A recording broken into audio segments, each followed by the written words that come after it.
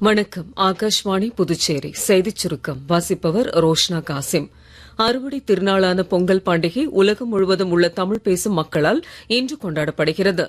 தை மாதம் தமிழ் சமூகத்தில் அனைத்து அம்சங்களிலும் புதிய தொடக்கத்தை கொண்டு வருகிறது. சுயசார்பு இந்தியா இலக்கை எட்டுவதில் விவசாயிகளின் முயற்சிகளுக்கு முக்கிய இடம் இருப்பதாக பிரதமர் திரு நரேந்திர மோடி கூறியுள்ளார். புதுடெல்லியில் மத்திய தகவல் ஒலிபரப்புத்துறை இணையமைச்சர் டாக்டர் எல் முருகன் இல்லத்தில் நேற்று நடைபெற்ற பொங்கல் விழாவில் கலந்து கொண்டு பேசுகையில் பிரதமர் இவ்வாறு கூறினார். தமிழ் பாரம்பரியத்தில் வாழ்வின் ஆதாரமாக விவசாயிகள் மதிக்கப்படுவதையும் அவர் சுட்டிக்காட்டி பாராட்டினார். காமன்வெல்த் நாடுகளின் தலைவர்களுக்கிடையே புதுடெல்லியில் தொடங்கியுள்ள 28வது மாநாட்டை பிரதமர் திரு நரேந்திர மோடி இன்று முறைப்படி தொடக்கி வைக்கிறார். மாநாட்டில் 42 காமன்வெல்த் நாடுகளிலிருந்து நாடாளுமன்ற தலைவர்கள் மற்றும் சபாநாயகர்கள் பங்கேற்றுள்ளனர்.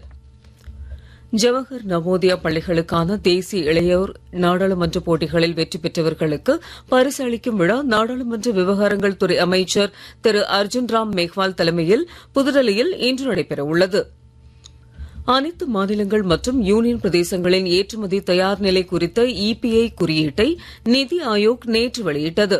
குறியீட்டு பட்டியலில் பெரிய மாநிலங்கள் பிரிவில் தமிழகம், குஜராத் உள்ளிட்ட மாநிலங்களும், சிறிய மாநிலங்கள் பிரிவில் கோவா உள்ளிட்ட மாநிலங்களும் முன்னிலையில் உள்ளன. பொங்கல் திருநாளையொட்டி புதுச்சேரி முதலமைச்சர் திரு ரங்கசாமி மாநில மக்களுக்கு வாழ்த்து தெரிவித்துள்ளார். மகிழ்ச்சிகரமான அறுவடை திருநாளாம் பொங்கல் பண்டிகை அனைத்து இல்லங்களிலும் மகிழ்ச்சி, அமைதி மற்றும் வளம் பொங்கச் செய்யட்டும் என்றும் வாழ்வில் வெற்றி பெருகட்டும் என்றும் முதலமைச்சர் வாழ்த்தியுள்ளார்.